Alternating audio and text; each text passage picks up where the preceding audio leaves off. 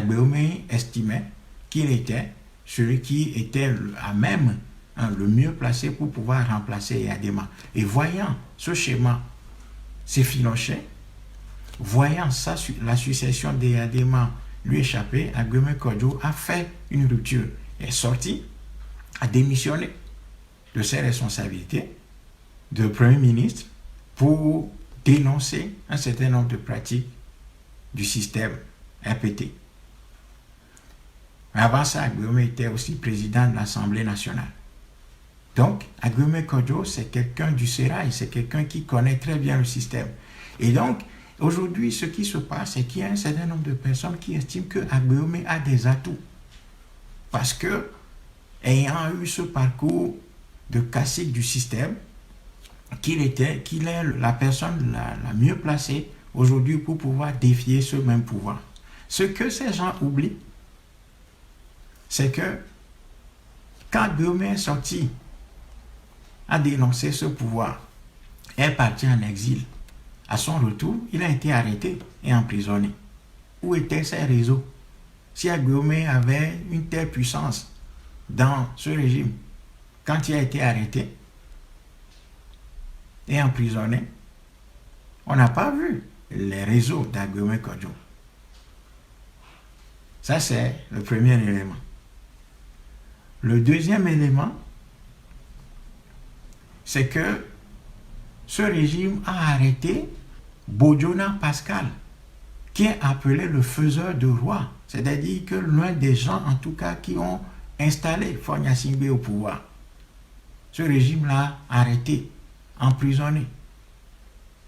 Une fois, deux fois, dans des conditions extrêmes.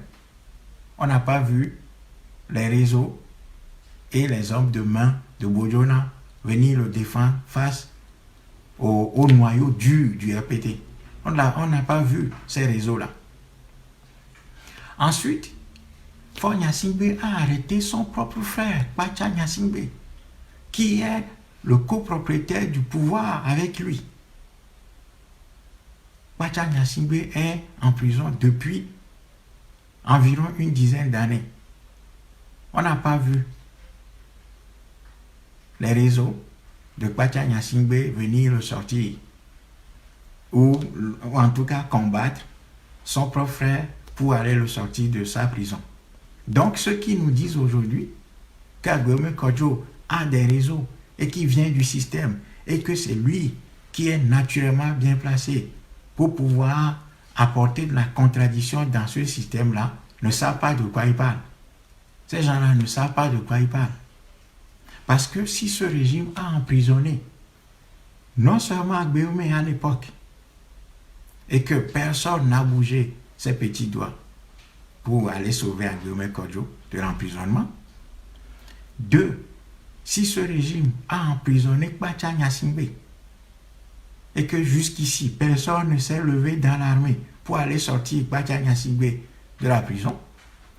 Trois, si Faure Gnassingbé a emprisonné Pascal Bojona sans que les réseaux de Bojona lui viennent en aide pour le secourir face à Faure Gnassingbé, eh bien, je doute très fort qu'Agbeome Kodjo dispose aujourd'hui des réseaux au sein du régime pour pouvoir lui venir en aide lorsque la victoire probablement lui sera volée en février et en mars prochain.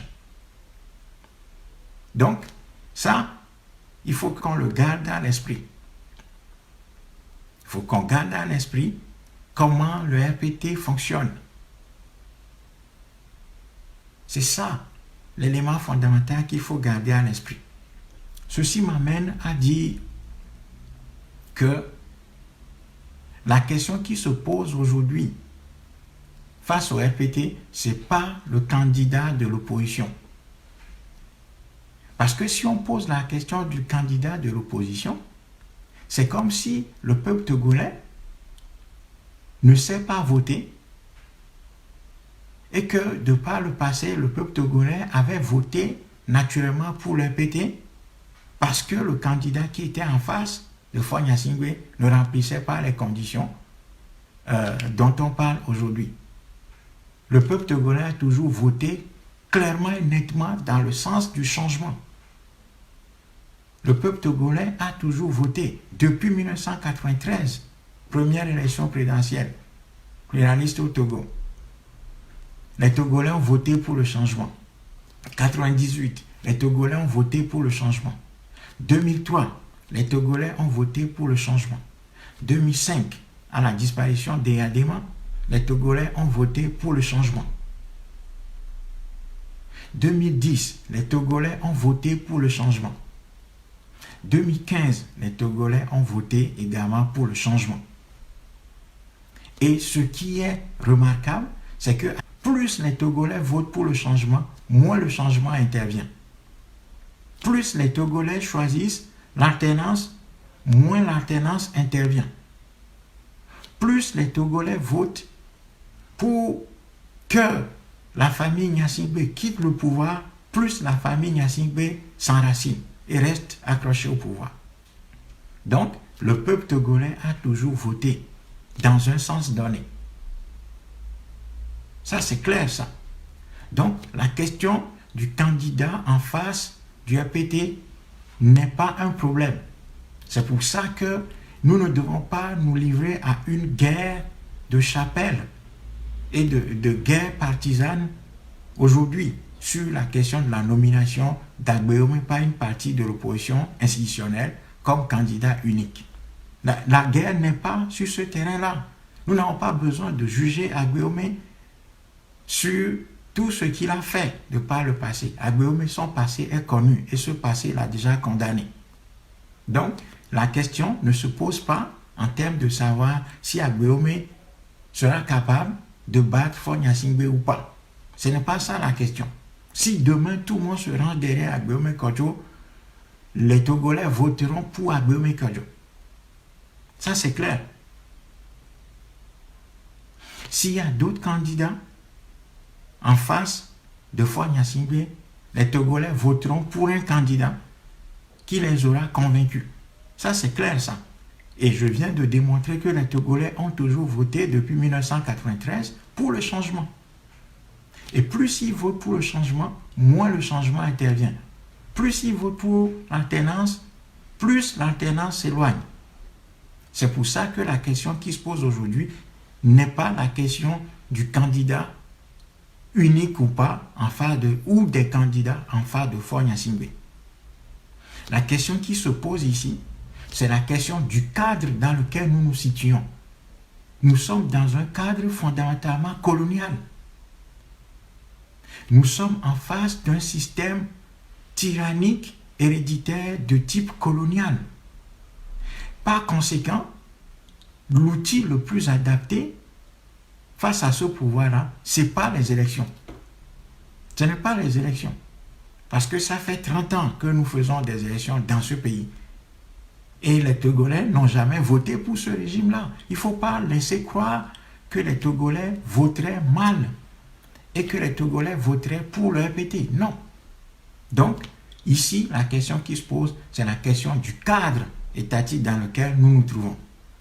Et comme le système que nous avons en face de nous est un système héréditaire de type colonial, fondé sur deux éléments fondamentaux, à savoir la violence et la corruption, eh bien, l'élection ne peut pas faire en sorte que les Togolais parviennent à vaincre ce régime. L'élection ne vaincra pas ce régime-là. Et donc, si les Togolais s'inscrivent aujourd'hui dans cette dynamique électorale au point de s'entre-déchirer, parce qu'ils ne sont pas d'accord sur Agbeome Kodjo, c'est qu'ils se trompent de combat. C'est qu'ils se trompent de combat véritablement. Ce régime, il est assis sur des ossements humains et dans le sang des Togolais qu'il boit tous les jours. Donc, la bataille à mener aujourd'hui n'est pas une bataille électorale. Ce régime n'a pas peur de la tricherie. Et d'ailleurs, ce régime a mis en place l'ensemble du logiciel pour rester au pouvoir. Et tout le monde le voit. Ce régime a installé une CENI, une commission électorale à sa sauce. Ce régime a installé la Cour constitutionnelle, ce qui est tout à fait normal. à sa sauce. Ce régime quadrille le pays militairement depuis plusieurs mois, depuis plusieurs années. Le budget militaire du Togo a été multiplié par 5 depuis 10 ans. La prochaine fois, je vous montrerai les chiffres. Ce régime s'est armé lourdement depuis 4 ans maintenant. Le budget militaire depuis 4 ans a connu une hausse fulgurante. Pourquoi? Nous ne sommes pas en guerre. Pourquoi? Parce que ce régime prépare 2020. C'est ça, en réalité. Donc la question n'est pas une question électorale. Donc si les Togolais aujourd'hui s'engouffrent dans une bataille électoraliste au point de s'entre-déchirer, c'est qu'ils se trompent de combat. C'est parce que là, on est en train, une fois encore, de prouver à ce régime que notre peuple est absolument incapable de se lever comme un seul homme pour asséner le coup de poing fatal à ce régime.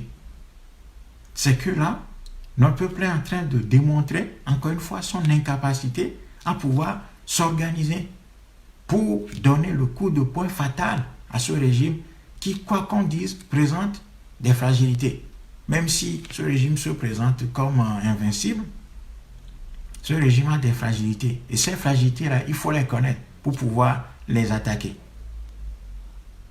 Donc, je reviens une fois encore pour dire que la question qui se pose aux Togolais aujourd'hui n'est pas une question électorale.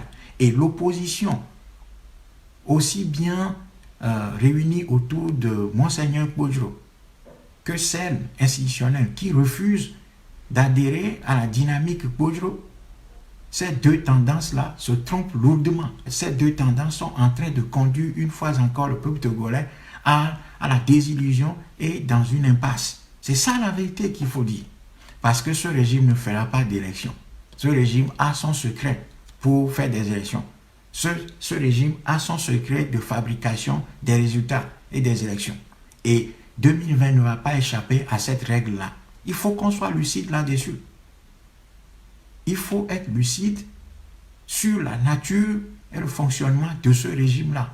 C'est pour ça qu'il ne faut pas perdre notre énergie et notre temps dans des combats inutiles pour cette histoire de candidature. Le RPT n'a rien à foutre des candidats qu'on va lui opposer. Parce que le fondement, c'est-à-dire la source et le déploiement de ce pouvoir-là ne sont pas fondés sur la voix du peuple, sur le consentement populaire.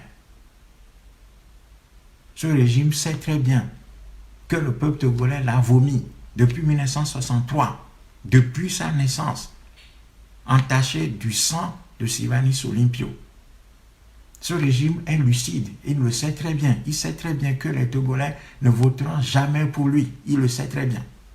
C'est pour ça que ce régime a développé deux instruments qui lui permettent de tenir physiquement, mentalement, spirituellement, intellectuellement les Togolais, à savoir la corruption et la violence. Et c'est sur ces deux terrains-là que nous devons combattre ce régime. Le peuple togolais a été toujours lucide, a toujours voté pour les gens qui l'ont convaincu ou en qui il a trouvé une certaine dignité, une certaine logique et un certain charisme. Mais la question n'est pas de savoir pour qui les Togolais ont voté. C'est est-ce que dans les conditions, dans le cadre étatique actuel, en face de ce pouvoir-là, est-ce que les Togolais sont arrivés à arracher leur victoire volée? Non. Pourquoi? Parce que nous ne sommes pas encore arrivés à nous organiser de manière efficace pour gérer, contrôler, contenir et détruire la violence que le pouvoir là nous oppose au moment opportun et au moment décisif. C'est ça la grande question. C'est ça la grande question. Et c'est sur ce terrain-là que nous devons travailler aujourd'hui. Et non courir dans tous les sens pour dire à quel candidat on va opposer à Faure Gnassingbé qui va se déclarer dans les prochaines semaines comme candidat.